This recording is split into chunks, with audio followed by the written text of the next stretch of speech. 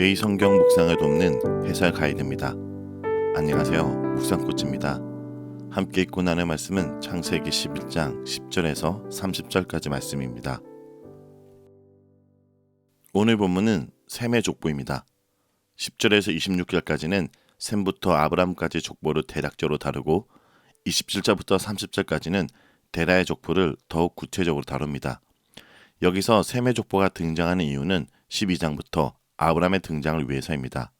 그래서 11장 셈의 족보는 10장의 야벳, 함, 셈 순서대로 언급되었던 셈의 족보와 외형상으로는 별반 다른 것이 없으나 기능적으로는 정반대의 역할을 합니다. 10장에서는 바벨탑 사건으로 이어지면서 심판으로 인도되는 족보라면 11장의 셈의 족보는 아브람을 통해서 구원으로 이르는 족보입니다. 그리고 셈부터 아브람까지 족보를 보여주는 이 셈의 족보는 창세기 5장의 아담의 족보와도 혈통적으로 연결됩니다. 그럼 창세기 5장과 창세기 11장을 비교해 보겠습니다.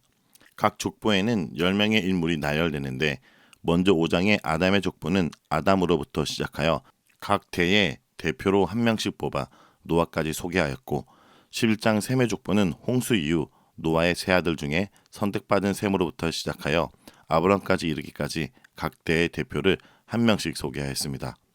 여기서 기억할 것은 두 족보에 나오는 총 20명의 인물이 단순히 아담부터 아브람까지 혈통적인 이스라엘 선조가 됨을 밝힐 뿐 아니라 하나님의 인류의 구원의 역사를 위해 택함을 받은 자로서 연결되고 있다는 것을 알려줍니다. 셈의 족보와 아담의 족보에는 차이점도 나타나는데 먼저 아담의 족보에 나오는 사람들은 자녀를 낳기 시작한 나이와 그 이후 몇 년을 더 살다 몇 세에 죽었는지가 나오지만 셈의 족보에는 몇 세에 죽었는지에 대해 기록이 나오지 않습니다. 둘째로 5장 아담의 족보에는 대부분 60세나 70세 이후로부터 또는 100세가 훨씬 넘어서부터 자녀를 낳기 시작했고 그 이후 800년, 900년 동안 더 살았으나 10장 셈의 족보의 대부분 사람들은 30세쯤 자녀를 낳았으며 얼마를 더 살았는지가 기록되지 않습니다. 이러한 내용은 노아 홍수를 기점으로 인간의 수명이 현저히 줄어들었음을 보여주는 것입니다. 그럼에도 인간에게 생명을 주시고 그 생명을 이어가게 하시는 하나님의 은혜의 손길은 여전히 지속되고 있음을 보여줍니다. 그리고 이 족보에서 주목해 볼 필요가 있는 몇 사람이 있는데 셈과 벨렉과 아브람입니다. 이들의 공통점은 그들의 행실이나 성품의 뛰어남보다는 하나님의 은혜로운 선택과 축복을 받은 점입니다.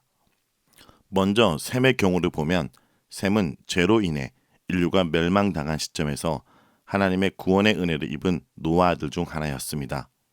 그는 홍수 이후 그의 아버지 노아가 술 취하여 벌거벗은 것을 함으로부터 들었을 때 야벳과 함께 뒷걸음을 쳐 장막에 들어가 노아의 하체를 덮어주었고 이 사건으로 인해 하나님의 특별한 축복을 받았습니다. 벨렉의 경우를 보면 그는 앞서 창세기 10장 25절에서 셈의 자손인 에벨의 두 아들로서 욕단과 함께 소개되었습니다. 그런데 창세기 10장에서는 욕단의 자손만을 소개하고 벨렉에 대해서는 아무런 언급이 없었습니다. 그러나 이제 11장 셈의 족보에서 에벨의 아들의 대표로서 벨렉이 소개되었고 그의 자손들이 나열되어 10장에서 빠진 내용을 보충하고 있습니다. 이것은 단순히 빠진 내용의 보충만이 아니라 에벨의 아들 중에 욕단이 아닌 벨렉이 아브람에게 이어지는 혈통의 근본이 되었다는 점을 밝혀줌으로써 하나님의 벨렉을 향한 은혜와 선택을 보여주고 있습니다. 아브람 경우를 보면 그는 잘 알다시피 하나님의 직접적인 선택과 부르심을 통하여 하나님으로부터 자손과 땅과 복을 주겠다는 언약을 받았고 후에 육체적으로 이스라엘 민족의 조상이 됩니다. 이와 같이 셈의 족보는 궁극적으로 이스라엘 백성이 하나님의 은혜롭고 세밀한 계획과 선택으로 말미암아 탄생된 백성임을 보여주며 하나님이 그의 선민 이스라엘 조상으로 아브람을 선택하셨음을 보여주는 것입니다.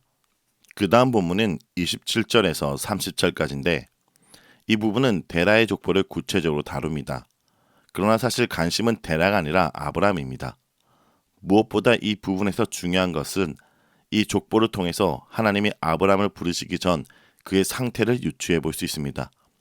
12장에 하나님이 아브람에게 이르시기 전, 즉 말씀하시기 전 아브람의 상태는 창세기 1장에서 하나님이 세상에 말씀을 하기 전 상태와 같습니다. 바로 공호, 혼돈, 흑암과 같은 세상에 아브라함이 있었습니다. 왜냐하면 그의 형제가 죽고 아내가 아이를 갖지 못했기 때문입니다. 28절에 형제 하란이 아버지 데라보다 먼저 죽습니다. 그리고 30절에 사례를 자식으로 갖지 못합니다. 한 남자가 형제가 죽음으로써 상실을 경험하고 자식이 없으므로 내일에 대한 소망을 갖지 못하고 있습니다. 그런데 12장에 하나님께서 그런 아브라함에게 말씀하심으로 놀라운 반전이 일어나게 된 것입니다.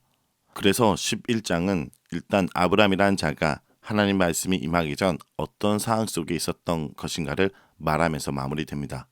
자, 여기까지가 창세기 11장 10절부터 30절까지 내용입니다. 오늘 이 말씀을 통해서 우리는 무엇을 묵상하고 적용해야 될까요? 첫째, 우리는 변해도 하나님이 변하지 않으시다는 것을 기억해야 됩니다.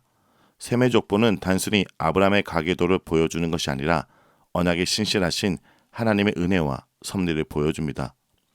성과 탑을 쌓아 스스로 구원하려고 하는 인류의 헛된 시도에도 불구하고 하나님은 긍휼의 손을 완전히 거두지 않으셨습니다.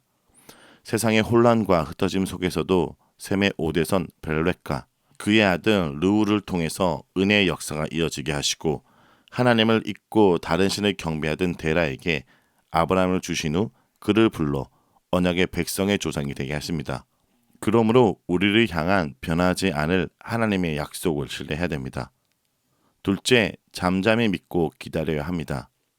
이 족보의 마지막은 아브라함이었는데 아브라함에게는 자식이 없었습니다. 낳고 낳았다로 이어지는 족보에서 마지막 구절이 사례는 임신하지 못함으로 자식이 없었더라입니다. 그러나 이것으로 끝이 아닙니다. 이제 하나님이 새 일을 시작하신 것입니다. 여러분, 다 끝난 것 같은 상황 속에 계시나요? 끝이 아닙니다. 하나님이 새롭게 시작하셨습니다. 오늘도 새 일을 시작하셨습니다. 그 주님을 붙드는 하루가 되길 간절히 기도합니다.